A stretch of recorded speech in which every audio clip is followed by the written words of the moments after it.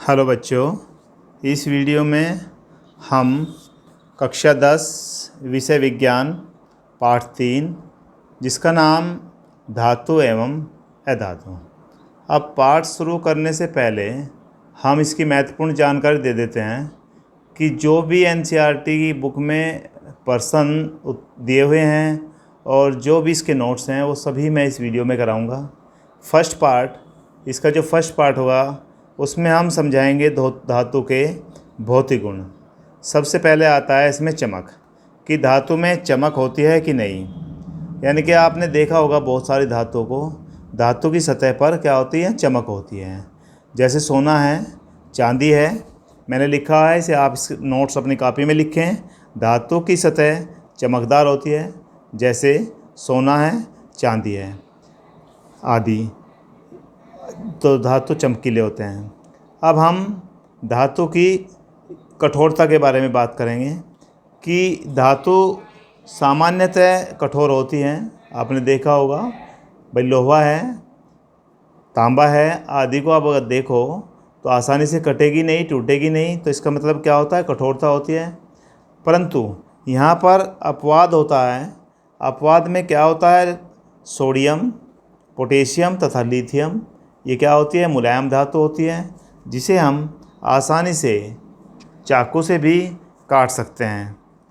अब इसकी हम देखते हैं अवस्था। अब अवस्था में कैसा रहता है, ये दारू की अवस्था में रहता है, ठोस की अवस्था में रहता है, या लिक्विड की अवस्था में रहता है। यानी कि हम अपने कमरे के ताप पर देखें, कमरे का ताप होता है, कमरे का ताप क्या होता है, जैसा अभी आप वीडियो जब देख रहे होंगे तो कमरे का ताप लगभग 20 या 25 डिग्री सेल्सियस होगा। तो उस पर आप देखेंगे तुम्हारी सभी धातुएं ठोस होती हैं। आज सोना, चांदी, लोहा, तांबा, पीतल, सब किसी को रख लो कमरे में, सब क्या होती हैं, ठोस होती हैं। यहाँ लिखा है देखिए, कमरे के ताप पर ठोस अवस्था में होती है। परंतु यहाँ पर भी अपवाद है, मरकरी, जिसको हिंदी में कहते हैं पारा। पारा जो है आपको कमरे के ताप पर देखेंगे तो द्रव अवस्था में होती है। अभी यानी कि इसको हम रूप भी कहते हैं। कैसा रूप होता है, यानी कि सभी ठोस हुई और पारा या मरकरी द्रव अवस्था में पाई गई। अभी हम इस आगे देखते हैं अधात वर्ध्यता।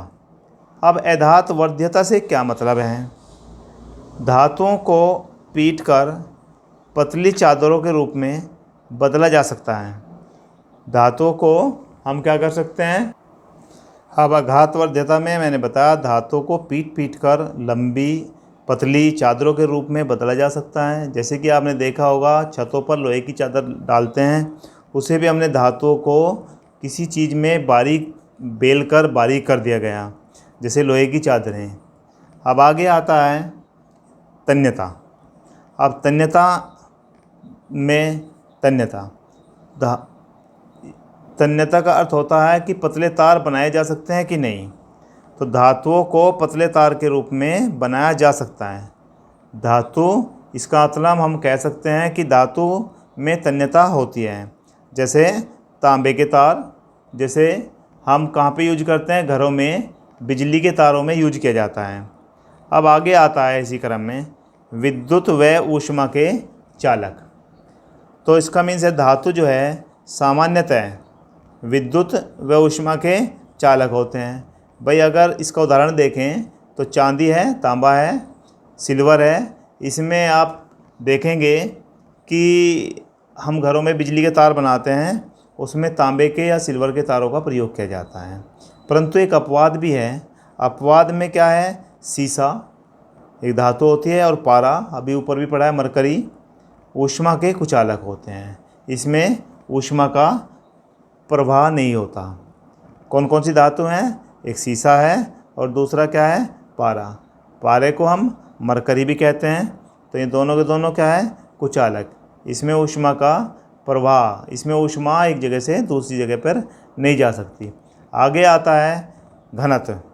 सामान्यतः धातु के घनत्व व गलनांक अधिक होते हैं। जितनी भी धातु हैं उन सभी के घनत्व व गलनांक अधिक होते हैं। गलनांक का मतलब होता है उसकी तरल अवस्था। यानी कि द्रव अवस्था। अब इसमें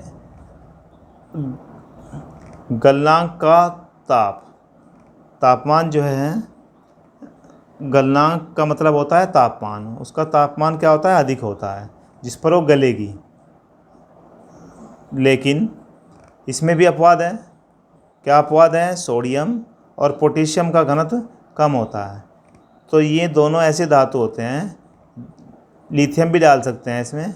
ये धातु जो हैं इनका घनत्व बहुत कम होता है। इनके अलावा सभी धातुओं के घनत्व और गलनांक भी अधिक होते हैं। अब आगे चलते हैं। इसी में ध्वनिक।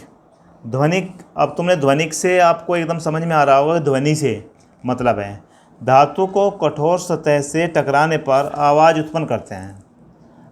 धातु आवाज़ करते हैं, कहीं पे टकराएगी तो आवाज़ करेगी, तो इसका मतलब ये क्या होगी, ध्वनिक होगी। जैसे कि साइकिल की हम उदाहरण ले सकते हैं, साइकिल की घंटी हम उसमें टकराती है वो और आवाज़ आती है, तो इसका मतलब धातु क्या हो गई, ध्वनिक होगी। अब इसी क्रम में आगे आता है ऑक्साइड।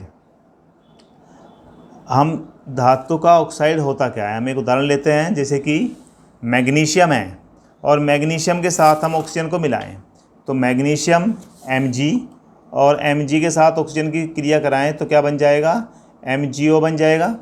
तो ये क्या हो गया, धातु का ऑक्साइड हो गया। अब धातुक ऑक्साइड की प्रवृत्ति क्या होती है, वो होती है क्षारक। ये वेरी इंपॉर्टेंट है कि धात्विक प्रकृति कैसी होती है, धात्विक ऑक्साइड की क्षारक होती है। इसके अलावा अब हम अधातु के भौतिक गुण धर्म देखते हैं। अधातु के भौतिक गुण धातु से बिल्कुल उल्टे होते हैं, विपरीत होते हैं। अब क्या होता है, सबसे पहले इसमें आता है चमक। हम कह सकते हैं अधातु की सतह चमकदार नहीं होती, यानी कि इन पर चमक नहीं होती। एग्जाम्पल, इसका उदाहरण है कार्बन आदि। यानी कि कार्बन क्या है, अधातु है, इस पर चमक नहीं होती। परंतु यहाँ पर भी एक अपवाद होता है। क्या अपवाद होता है, आयोडीन को अगर हम देखें, इसको ध्यान रखना है, पूछ लिया जाता है एग्ज़ाम में कि आयोडीन की सतह चमकदार होती है, नहीं। तो आयोडीन की सतह क्या होती है, चमकदार होती है। यानी केवल आयोडीन ही ऐसा है जिसकी सतह चमकदार होती है, बाकी सभी अधातु पर चमक नहीं होती। अब बात आती है कठोरता। अधातु कठोर नहीं होते, इसके विपरीत जैसे धातु में क्या था, धातु कठोर होती है। परंतु इसका उदाहरण क्या है, कोयला कैसा है, अधातु है, परंतु यह कठोर नहीं है। लेकिन हीरा सबसे कठोर धातु होता है, और हीरा भी क्या है, अधातु है।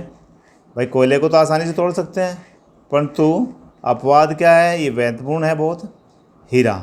हीरा सबसे कठोर होता है। यह अधातु का ही एक अपरूप होता है, यानी कि हीरा कार्बन का अपरूप होता है। अब हम इसकी अवस्था देखते हैं। भाई जैसे जैसे हमने धातु में देखा, ऐसे अब धातु में देख रहे हैं। अवस्था, कमरे के ताप पर या तो ठोस या गैस अवस्था में होते हैं। भाई या तो ठोस अवस्था में मिलेंगे या गैस अवस्था। इसमें भी अपवाद है। ब्रोमीन जो है वो द्रव अवस्था में होता है, जबकि ब्रोमीन क्या है, अधातु है। तो ये अपवाद याद रखने हैं। एग्ज़ाम में ज़्यादातर ऐसे ही सवाल पूछे जाते हैं कि ब्रोमीन अधातु है, क्या यह द्रव अवस्था में रह सकता है? हाँ, ये द्रव अवस्था में रह सकता है। अब आगे आता है आघातवर्ध्यता। आघातवर्ध्यता के क्रम में हम देखते हैं, भाई अभी हम देखते हैं, धातु में हमने देखा था कि धातु क्या थी, आघातवर्ध्यता थी। अधातु आघातवर्ध्यता नहीं होती। भाई अधातु को हम पतली चादरों के रूप में नहीं बना सकते। अगर हम इसको पतली चादर के रूप में बनाना चाहेंगे तो ये बिखर जाएगी। जैसे कोयले को अगर हम पीट कर पतली चादर बनानी चाहें तो क्या बन जाएगी, कोयला क्या होगा, टूट कर बिखर जाएगा। अब इससे आगे आता है तन्यता के बारे में देखें। अधातुओं को हम पतले तार बना सकते हैं? नहीं। भाई जिसे तार बनाए जा सकते हैं उसे क्या कहें, तन्यता कहेंगे। इसके तार नहीं बनाए जा सकते, तो इसका मतलब इसमें तन्यता नहीं होती। अब विद्युत व ऊष्मा के चालक। विद्युत व ऊष्मा के कुचालक होते हैं। जो भी अधातु हैं वे विद्युत के भी और ऊष्मा के भी कुचालक होते हैं। कुचालक का मतलब होता है, कुचालक का अर्थ होता है कि इनमें से ऊष्मा एक स्थान से दूसरे स्थान में नहीं जा सकती। लेकिन इसमें भी एक कार्बन का अपरूप है ग्रेफाइट। अब ग्रेफाइट क्या है तो अधातु, किसका अपरूप है? कार्बन का, परंतु विद्युत का सुचालक होता है। जैसे आपने पेंसिल देखी होगी, पेंसिल में जो काला काला होता है वो भी क्या होता है? ग्रेफाइट। इसलिए इसको बिजली के स्विच में, प्लग में नहीं लगाना चाहिए, कभी भी झटका दे सकता है। अब आगे आता है जो पेंसिल का सिक्का है वही क्या होता है? ग्रेफाइट होता है। तो इसमें विद्युत एक स्थान से दूसरे स्थान पर जा सकती है। अब आगे हम देखते हैं अधातु के घनत्व व गलनांक सामान्यतः कम होते हैं। यानी कि जितनी भी अधातु हैं वो हमें सामान्यतः तरल अवस्था में मिल जाती हैं। अब आगे आता है ध्वनिक। अब ध्वनिक आप देखेंगे आवाज़ का उत्पन्न करना। ध्वनिक का मतलब है आवाज़ का उत्पन्न करना। अगर अधातु कठोर सतह से टकराने पर आवाज़ उत्पन्न नहीं करती, इसका मतलब अधातु जब आवाज़ उत्पन्न नहीं करती तो ये ध्वनिक नहीं होते। इसके आगे आता है ऑक्साइड। अधात्विक के ऑक्साइड को हम अधात्विक ऑक्साइड भी कहते हैं। अधात्विक ऑक्साइड जैसे कि अधात्विक ऑक्साइड कौन होगा? अधात्विक क्या है? कार्बन। और कार्बन का अगर हम ऑक्सीजन के साथ मिलाएं तो क्या बन जाता है? CO2 बन जाता है। और ये CO2 क्या है? अधात्विक ऑक्साइड है।